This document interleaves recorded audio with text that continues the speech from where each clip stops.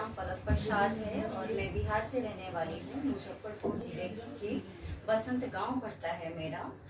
और मैं एक मॉडल आर्टिस्ट सिंगर हूँ और मैं न्यू आई हूँ भोजपुरी इंडस्ट्री में। 1 साल हुआ है और लॉकडाउन ने तो ले ही लिया।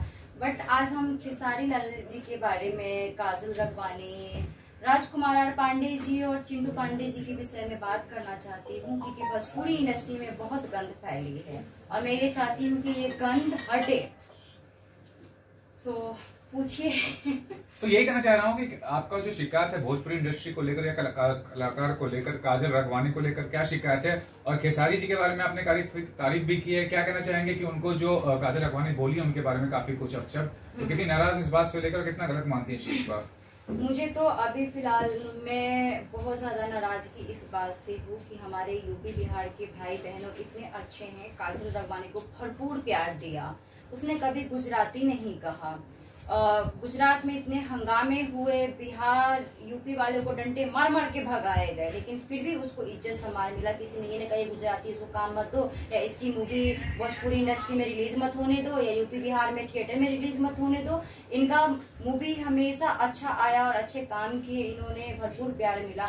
लेकिन एक इंटरव्यू में मैंने कल ही सुना, ये कहती कि मैं गुजराती हूँ तो क्या मेरे अंदर इंसानियत नहीं है? मैं भी हर जगह जाती हूँ, मैं भी काम करती हूँ, मैं भी इंटरव्यू। ये तुम्हारा कहने का मकसद क्या था? तुम कहना क्या चाहती हो?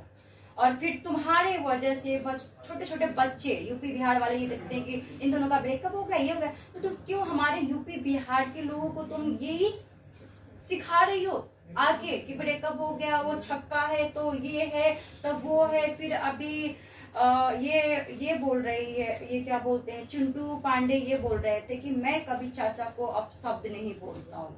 तो अब शब्द नहीं बोलते तो सठिया गए हो, ये क्या शब्द है सठिया? या आप बोल रहे हो, छोटे बच्चे भी यूपी बिहार के अभी तक देखेंगे, फिर वो गया, ओ चाचा सठिया गए हो क्या? वो भी अपने चाचा को यही बोलेंगे। तो आप ये सिखा रहे हो यूपी बिहार वाले को। फिर उसके बाद में कहते हो छक्का, तो फिर वो भी कहेंगे किसी न किसी को छक्का। तो यही आप संस्कार है आपके, और यही आप हमारे यूपी बिहार वालों को आप दे रहे हो। क्या ये सही है? नहीं है ना। आप लोगों का पर्सनल मैटर रहता है, चोंच मिलाते हो, रिश्ते रखते हो, कुछ भी करते हो, तुम लोगों का आपस का मामला है, तो तुम हमेशा यूट्यूब पे लाइव क्यों आ जाते हो? क्यों फेसबुक पे लाइव आ जाते हो? क्यों वो उसने ऐसा किया, उसने, तुम लोगों के पास और कोई काम नहीं है?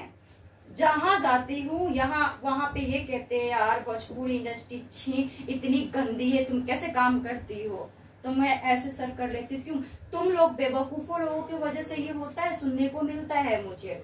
नई लड़की आई, अभी तुम नहीं हो, तुम्हारे फॉलोवर्स नहीं है इतने, अभी ट्राई करो, आगे काम देंगे। वही तुम बाहर की लड़कियों का काम दे रहे हो तो इज्जत सम्मान भी दे रहे हो, जैसे कि काजल रखवानी गुजरात की, उसको इज्जत सम्मान भी दे रहे हो। और आज जाके इतने सालों के बाद ये मुद्दा नहीं बनाई मैं गुजरात, तुम्हारा कहने का मतलब क्या है? तब क्यों नहीं बोले कि मैं गुजरात से हूँ तो इसलिए मुझे ऐसे लोग बोलते? तब तो तुम्हें बहुत अच्छा लग रहा था, मजा आ रहा था जब तुम्हें काम मिल रहा था। तुम कहती हो काजल जी कि मुझे पवन सिंह ने ही वो उसके वजह से मैं यहाँ तक पहुंची और उसने ही मुझे फेमस किया, उसने ही मुझे सुपरस्टार बनाया। पवन सिंह ने ही गाना कर लिया, ठीक है, उसने ही देखा, उसने ही व्यूज बढ़ा दिए, उसने हर चीज कर दिया।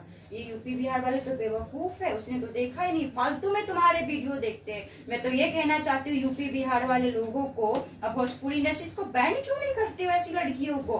क्योंकि एक ही लड़के को पकड़ के रहती है, छोड़ने का नाम ही नहीं लेती, इसलिए दूसरे लड़के को चांस नहीं मिलता काम करने के लिए। ये तुम जैसे लड़कियों की वजह से होता है। आर्टिस्ट हो, आर्टिस्ट की तरह क्यों नहीं रहती हो? क्यों चोच मिलाती हो हीरो से? फिर उसके बाद मिला लेती हो, हर चीजें कर लेती हो, कड़ा कड़वा जब हो जाता है तब आप तुम्हें दिखता है कि वो शादीशुदा है, बच्चे का बाप है, तो वो तो ये है तो वो है। और अभी एक मुद्दा और सुना मैंने, राजकुमार आर पांडे जी के बारे में बोलते हैं कि मैं सुसाइड कर लूंगा। फिर उसके बेटा एक इंटरव्यू में कहते हैं, चिंटू पांडे जी ये कहते हैं कि सुशांत सिंह राजपूत के नाम लेते हो तो तुम्हें शर्म नहीं आता है? छी, मरे हुए इंसान को तुम लोग बार बार नाम यूज करते हो। तो चिंटू पांडे जी, आपका पापा राजकुमार आर पांडे जी ने क्यों कंपेयर किया सुशांत सिंह राजपूत से, जो सुसाइड की बातें कर रहे थे? क्या आपको किसी कट्टे लेके काटने के लिए गए थे, या बाघ है जो ले जाएंगे आपको, या कोई डाकू है? बताओ आप मुझे, या कोई आतंकवादी है वो जो आपको मार देंगे? क्या कानून नहीं है इंडस्ट्री में? क्या कोई अच्छे भले लोग नहीं है? कोई, तुम लोग किसी भी मुद्दे को मुद्दा बनाते हो। छोटे छोटे बच्चे देखते, शर्म नहीं आता है क्या? पढ़े लिखे हो, इतना सारा काम किया है भोजपुरी इंडस्ट्री में, हमारी भोजपुरी इतना घटिया क्यों कहलाती है? तुम लोग जो छोटे छोटे मुद्दे पर लाइव आते हो, इतनी छोटी सी बात को बढ़ाना जरूरी है? आजकल बॉयफ्रेंड गर्लफ्रेंड फिर जीकल वगैरह वगैरह सब चीज हो जाते हैं, फिर ब्रेकअप हो जाता है। यहाँ तक कि मांग में जो सिंदूर डालते हैं ना, 2-3 बच्चे हो जाते तो उनका ब्रेकअप हो जाता है। उन लोगों का तो खैर अलग ही कहानी थी। तो फिर इतने मुद्दे क्यों बनाते हो? फिर उस लड़की की, ऐसी लड़कियों को सपोर्ट क्यों करते हो आप? चिंटू पांडे जी और राजकुमार पांडे जी, आपके पांडे परिवार की मैं फैन थी बहुत। मैं मानती थी कि चिंटू जी कितने अच्छे हैं, किसी भी मुद्दे के लेके बढ़ावे नहीं करते, न किसी के घटिया इंटरव्यूज वगैरह देखते, वो ये सब घटिया पंक्ति में नहीं रहते। मैं बहुत अच्छा मानती थी, लेकिन एक काजल के लिए आप पब्लिसिटी में इस तरह से आप आ रहे हो, एक लड़की की वजह से। क्या उसके जैसे कोई लड़की नहीं है भोजपुरी इंडस्ट्री में? आप मुझे बताइए। अक्षरा सिंह भी, उसके पवन सिंह के लेके भी मुद्दा हुआ तो उसको तो एक बंद कमरे में बांधा गया था, वो एक लड़की के साथ गलत था। काजल के साथ क्या ऐसा हुआ? तो अक्षरा सिंह का मुद्दा सही था, इसका मतलब हर कोई अक्षरा सिंह बनेंगे, हर कोई पवन सिंह बनेगा? यही तुम लोगों को लगा रखा है, और कोई काम धंधा नहीं है। ये जो तुम लोग जो गंदगी फैलाते हो, इसको हटाओ और अच्छा काम करो। ये भोजपुरी इंडस्ट्री को एक टॉप लेवल पे बढ़ाओ, क्योंकि हम लोगों की भी उससे करियर जुड़ी हुई है। हम लोग नहीं चाहते कि कोई भी हम पे हंसी हाथ ठोके, अरे तुम भोजपुरी इंडस्ट्री से, तुम भोजपुरी, हम लोग क्यों सर नीचा करके चलते? तुम लोगों के वजह से तो चलते हैं हम लोग सर नीचा करके। घटिए लोग, सुधरो थोड़ा, मैं ये चाहती हूँ। हालांकि ये भी जानना चाहूंगा, ये तो आपने काफी बोला भोजपुरी इंडस्ट्री को लेकर, कलाकारों को लेकर, थोड़ा आप खुद क्या बताइए कि क्या काम वगैरह किया आपने? म्यूजिक वीडियो भी किया है, मॉडलिंग भी किया है, फिल्मों में भी काम किया है, कुछ अपने विषय में जानकारी दीजिए आप। देखिए सर, मैं तो शुरुआत मॉडलिंग से की हूँ।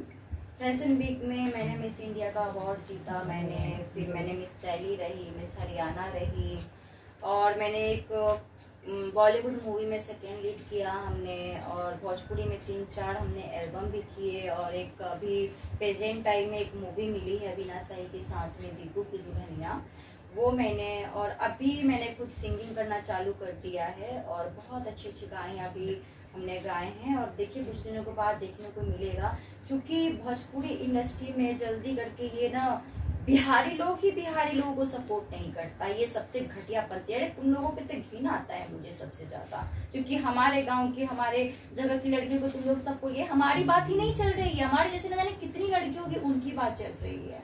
और ये भी कहना चाहूंगा पलक, जिस तरह का आपका व्यक्तित्व है, जिस तरह से बात करती हैं, बिग बॉस में जाने के लायक हैं। अभी हाल ही में देखिए खेसारी जी भी गए थे, उसके पहले भी कई सितारे गए भोजपुरी इंडस्ट्री से। तो कितना एक सपना है आपका कि आप भोजपुरी मतलब आर्टिस्ट के तौर पे आप जाए वहाँ बिग बॉस में, और बिग बॉस जाके वहाँ जीते हैं आप? देखिए भोजपुरी इंडस्ट्री हो गया या बॉलीवुड इंडस्ट्री हो गई, मुझे कोई काम दे या ना दे मुझे कोई फर्क नहीं पड़ता है। बट मैं कहीं ना कहीं मैं आई हूँ बिग बॉस के लिए, क्योंकि कुछ चीजें हैं जो ये जो हमारे इंडिया है, इनको पता कर चलना बहुत जरूरी है, लेकिन हमें अभी नहीं बता सकते। तो बस है कि बिग बॉस की तो बहुत बड़ी फैन हूँ मैं, हर एक एपिसोड में देखती हूँ बाकी अभी तक।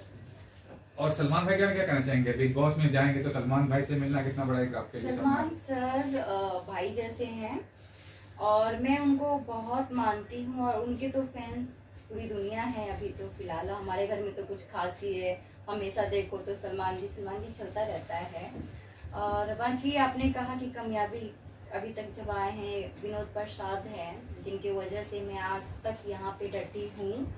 और जो हिम्मत आती है ना, मुझे उनसे आती है, विनोद प्रसाद की वजह से हिम्मत आती है। मुझे पहले हिंदी बोलने नहीं आता था, हिंदी बोलना सिखाया, कैसे रहना है, कब किसी कैसे लड़ाई करना है, उससे सीखने को मुझे मिला।